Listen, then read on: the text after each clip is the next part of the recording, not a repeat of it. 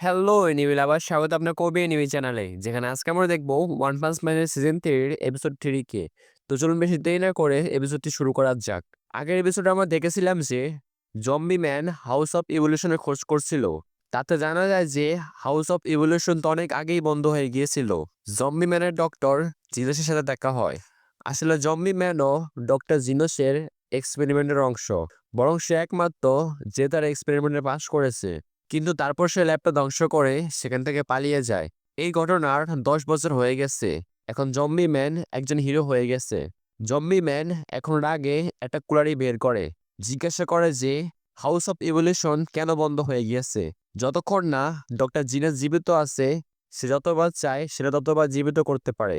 যতক্ষণ না doctor genius জীবিত আছে, সে যতবার চায় সেটা আবার খাড়া করতে পারে।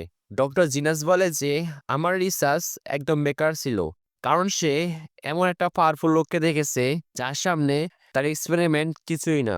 এখানে সে সাইতামার কথা বলছিল। জিনাস বলে যে সেই লোকটা তার লিমিটার খুলে ফেলেছিল। প্রত্যেক পানির একটা লিমিটার থাকে যা তার পাওয়ারের গ্রোথ কন্ট্রোল করে। যদি কারো ভেতরে খুব বেশি পাওয়ার চলে আসে, তাহলে সে একটা মাইন্ডলেস মনস্টার হয়ে যায়। এজন্য ঘট প্রত্যেক ক্রিয়েচারের ভেতরে একটা লিমিটার লাগিয়ে দিয়েছে। এই লিমিটারের ভেতরে, এই লিমিটের বাইরে কেউ যেতে পারে না। এই সময় আমরা গারোকে দেখি যে কিং রিপার আর ইনস্ট্যান্ট গডের সাথে লড়াই করছে। দুইজনে ঘাড়ের ওপর ভারী পড়ছে, আর ইনস্ট্যান্ট গড গারোকে ঘুষি মেরে বিদ্যুতের তারের দিকে ছুটে দেয়, যার ফলে তাকে ঝটকা লাগে। কিন্তু সে আবার এই দুজনের দিকে অ্যাটাক করতে আসে। জিনাস বলে যে এটাকে লিমিটার বলে, কিন্তু সে আলাদা ছিল। সে নিজেকে এতটা পুশ করেছে যে তার লিমিটারকে ভেঙে ফেলেছে আর মহা শক্তিশালী হয়ে গেছে। জম্বি ম্যান বলে যে লিমিটার খুলে এত শক্তিশালী হওয়ার কোনো ক্ষতি নেই। জিনাস বলে যে অবশ্যই আছে, তাকে বড় দাম দিতে হয়েছিল। এই শক্তির বিনিময়ে সে টাকলা হয়ে গেছে এবং সে একাকিত্ব বোধ অনুভব করে। সে আমার ল্যাবের সবচেয়ে শক্তিশালী গডকে এক ঘুষিতেই হারিয়ে দিয়েছিল, কিন্তু তার মুখে কোনো আনন্দ ছিল না। জম্বি ম্যানের এসব কথা ফালতু লাগে। সে এমন অনেক মনস্টারকে দেখেছে যাদের লিমিটের চেয়েও বেশি শক্তিশালী আছে, যার উত্তরে জিনাস বোঝায় যে মনস্টার হওয়ার অনেক উপায় আছে। কিছু লোক ফলিউশন থেকে মনস্টার হয়, বা এক্সপেরিমেন্ট থেকে, বা মিউটেশন থেকে। কিন্তু এর অর্থ এই নয় যে তাদের লিমিটার খুলে গেছে। তারা শুধু একটা অন্য পদ্ধতিতে পরিণত হয়েছে। সে সমুদ্রের কিয়েসার বা সে এলিয়েনও এক ধরনের মনস্টার ছিল, কিন্তু তারা জন্ম থেকে এরকম। এজন্য তারা ইন্টেলিজেন্ট ছিল। হিরোগুলো খুব পাওয়ারফুল, কিন্তু তারাও ট্যালেন্ট নিয়ে জন্মায় বা অন্য উপায়ে পাওয়ারফুল হয়। কিন্তু সে আলাদা ছিল। সে জন্ম থেকে একটা সাধারণ মানুষ ছিল। তার লাইফও খুব নর্মাল ছিল। তার কোনো স্পেশাল ট্যালেন্ট ছিল না। কিন্তু সে পরিশ্রম করে তার লিমিটার ভেঙে লিমিটার খুলে দিয়েছে, যার ফলে সে শক্তিশালী হয়ে গেছে। তার সামনে বাকি লোকেদের পাওয়ার কিছুই না। এ চিন্তা করে জিনাস তার এক্সপেরিমেন্ট বন্ধ করে দিয়েছে। সে জম্বি ম্যানকে বলে যে সে লোকটাও একটা হিরো, তুমি তার সাথে কখনো না কখনোই অবশ্যই দেখা করবে। জম্বি ম্যান এখন তাকে জিজ্ঞাসা করে যে তুমি অক্টোপাসের দাবা খুলে কেন বসে আছো। জিনাস বলে যে এক্সপেরিমেন্ট করে সে এমন অক্টোপাস বানিয়েছে যাদের টেন্টাকেল কাটার পর তাড়াতাড়ি ডিজেনারেট হয়ে যায়। এজন্য সে অক্টোপাসের দাবা খুলেছে। এদিকে ঘাড়ো ভাবছে যে আমি এদের হারাতে পারি, এটা সিলভার ফ্যাংয়ের মতো স্ট্রং নয়। ইনস্টেড গড বলে যে আমার বিশ্বাস হয় না যে একটা মানুষ এতটা শক্তিশালী হতে পারে। রিফার বলে যে এখন পর্যন্ত আমরা তোমার সাথে খেলছিলাম, আসল লড়াই তো এখন শুরু হবে। গারো বলে যে আমি তোমাদের সব মুভ দেখে ফেলেছি, এখন তোমরা আমাকে ছুতে পারবে না। কিন্তু তখনই সে দেখে যে টারিওকে একটা কাদার মনস্টার ধরে ফেলেছে। এর নাম জেলিফিশ, যাকে গারো একবার মেরেছিল। গারো চেঁচিয়ে ওঠে যে সেই ছেলের এসবে কোনো সম্পর্ক নেই। তখন রিফার পেছন থেকে তার উপর অ্যাটাক করে। ইনসেক্ট তাকে একটা জোরালো ঘুষি মারে। রিফার বলে যে তোমার আগে বলা উচিত ছিল, কারণ এটা তো ইতিমধ্যে শেষ হয়ে গিয়েছে। চলো এখান থেকে যাই। সে তিন মনস্টার টারিওকে নিয়ে এখান থেকে চলে যায়। এদিকে জেনাস কিংকে গেম খেলতে দেখছে, যেখানে সে জিতে যায়। জেনুস বলে যে কিছুই বোঝা যায়নি। হয়তো সে এখন এতটা পাওয়ারফুল হতে পারেনি যে মাস্টার সাইতামা আর কিং এর মতো এই গেম খেলতে পারে। তাকে আরো পরিশ্রম করতে হবে। কিং বলে যে সাইতামা গিয়েছে অনেক দেরি হয়ে গেছে। গারোকে সে এত সহজে পাবে না। হয়তো সে কোনো মনস্টারদের সাথে লড়ছে বা মনস্টারদের আস্তানা পেয়ে গেছে। জেনুস বলে যে তাহলে সাইতামা পুরো আস্তানাকে ধ্বংস করে ফেলবে। কিং বলে যে কোথাও সে কোনো না ফাঁদে পড়ে যায়। তখনই সাইতামা এখানে চলে আসে, বলে যে আজ তো খুব বড় গন্ডগোল হয়ে গেল। যা শুনে সবাই চমকে ওঠে। কি হয়েছে? তুমি কি হিরো হান্টারকে পেয়ে গেছো? সাইতামা বলে যে তোমরা এখনো এখানে আছো? সে কিং আর তুই বুড়োর কথা বলছিল।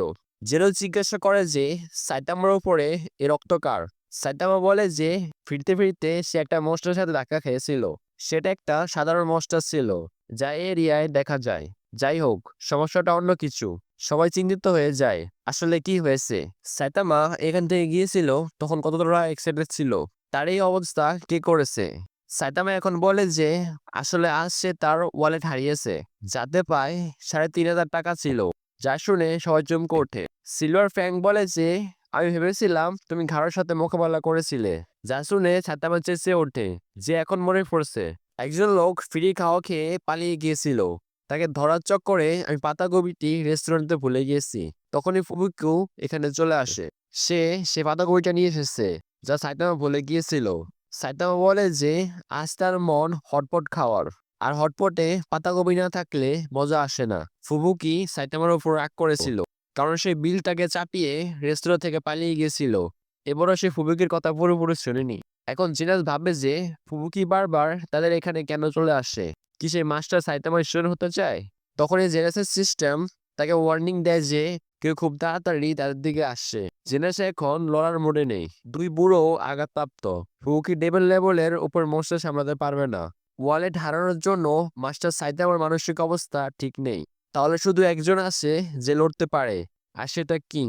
জেনস কিংকে বলে যে দরজায় শত্রু আছে, যাও তাকে হারিয়ে দাও। যা শুনে কিং এর গাম গড়াগড়ি করতে শুরু করে।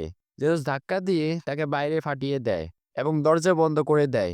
কিছুক্ষণ পর কিং দরজা খুলে বলে যে এটা কোনো মনস্টার নয়, বরং কেউ তোমাদের সাথে দেখা করতে এসেছে। এটা ডক্টর কুসুনো ছিল, যে জেনসের ডিটেলস সিগন্যাল ট্যাগ করে এখানে এসেছে দেখতে যে সে ঠিক আছে কিনা। সে এখানে প্রথমবার সাইতামার সাথে দেখা করে। সাইতামা বলে যে তোমার জুতো বাইরে খুলে আসো। কুসুনো বলে যে সে একটা মেকানিক্যাল ইঞ্জিনিয়ার ছিল, কিন্তু এখন সে জেনসের সাথে আছে। কুসুনো তার গল্প বলতে থাকে, কিন্তু সাইতামা মাঝখানে বলে যে এটা কি তোমাকে নিতে এসেছে জেনস? যাই হোক, এখানে অনেক ভিড় হয়ে গেছে, তাহলে এদের তাড়াতাড়ি গুড বাই বলে দাও। কুসুনো বলে যে সে খালি হাতে আসেনি, বরং সাইতামার জন্য কিছু নিয়ে এসেছে। সে তার জন্য খুব দামি মিট গিফট করে, যা দেখে সাইতামা খুব খুশি হয়। সে কুসুনোকে বলে যে সে যখন চায় এখানে আসতে পারে, যা দেখে ফুবুকি ভাবে যে এটাকে পটানো এতটা সহজ, আর ফুবুকি তার গল্পে যোগ দেওয়ার জন্য কতটা পাপড় বেলেছে। সাইতামা বলে যে সে ফ্যান্সি মিটটাও হটপটে ঢেলে দেবে। বাকি লোকেদের বলে যে আরে ভাই, তোমরা তোমাদের বাড়ি যাও। এখানে কি কোনো ধর্মশালা আছে? বেরিয়ে যাও এখান থেকে। এদিকে রিপার আর ইস্টের গডগিয়ারকে বলে যে গারো তাদের টেস্টে ফেল করেছে, তাকে জোর করে মারতে হয়েছে। গডগিয়া জিজ্ঞাসা করে যে নিশ্চয়ই তোমরা তাকে মেরে ফেলেছো। ক্রিফার বলে যে সে ডাবল চেক করেনি, কিন্তু সে নিশ্চয়ই মারা গেছে। এই ছেলেটা আমাদেরকে দেখে নিয়েছে, তাই আমরা এটাকে নিয়ে এসেছি। আমি আরাম করে এটাকে মারবো।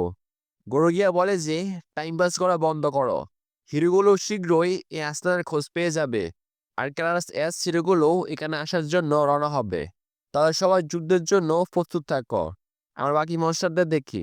ফিনিক্স ভাবে যে যদি ওরসের কথা সত্যি হয়, তাহলে সেও একদিন মনস্টার কিং হতে পারবে। ডস তার দাসদের বলে যে তোমরা সবাই কমপক্ষে একটা হিরোকে মারবেই। আমরা আরো মনস্টারদের দেখি। সে বিড়ালের মনস্টার তো পুরোপুরি ফিজনের অপেক্ষা করছে। যাই হোক, রিফার তারিকে নিয়ে একটা জেলে ঢোকায়, যার ভেতরে আগে থেকে একটা ছেলে ছিল যার নাম ওয়াগামা। এটা সেই ধনী লোকের ছেলে যাকে খুঁজতে হিরোগুলো আসবে। ওয়াগামা বিশ্বাস করতো যে হিরোগুলো শীঘ্রই এসে তাকে বাঁচিয়ে নেবে। জেলিফিশ বলে যে এমন কিছু হবে না। ওয়াগামা বলে যে এসকালাস হিরোগুলো খুব পাওয়ারফুল। মেটাল ব্যান্ড একাই তোমাদের সবার জন্য যথেষ্ট। আর হিরোগুলোর কাছে টর্নেডো আর ব্যালাস্ট আছে। আর হ্যাঁ, কিং আছে। তারা তোমাদের সামনে টিকতে পারবে না। হ্যাঁ, কিংও আছে। তোমার তাদের সামনে টিকতে পারবে না। জেলিফিশ বলে যে মনস্টার অ্যাসোসিয়েশন তো এজন্য বানানো হয়েছে, যাতে হিরোগুলোকে শেষ করা যায়। আমাদের কাছে খুব বিপজ্জনক মনস্টার আছে যারা হিরোগুলোর চেয়ে অনেক বেশি পাওয়ারফুল। আমাদের টপ মনস্টাররা তো ঠেট লেভেল ড্রাগন, তারা গড়ের মতো, যাদের সামনে মানুষ কিছুই করতে পারবে না, এমনকি কিংও না। অন্যদিকে আমরা গারোকে দেখি, যে এখনো জীবিত আছে। আর এই এপিসোড এখানে শেষ হয়ে যায়। তাহলে বন্ধু, ভিডিওটি ভালো লাগে স্যার লাইক এবং সাবস্ক্রাইব করে রাখুন। তো অনেক কোনো ভিডিও দেখা করবো, ততদিন পর্যন্ত বিদায়।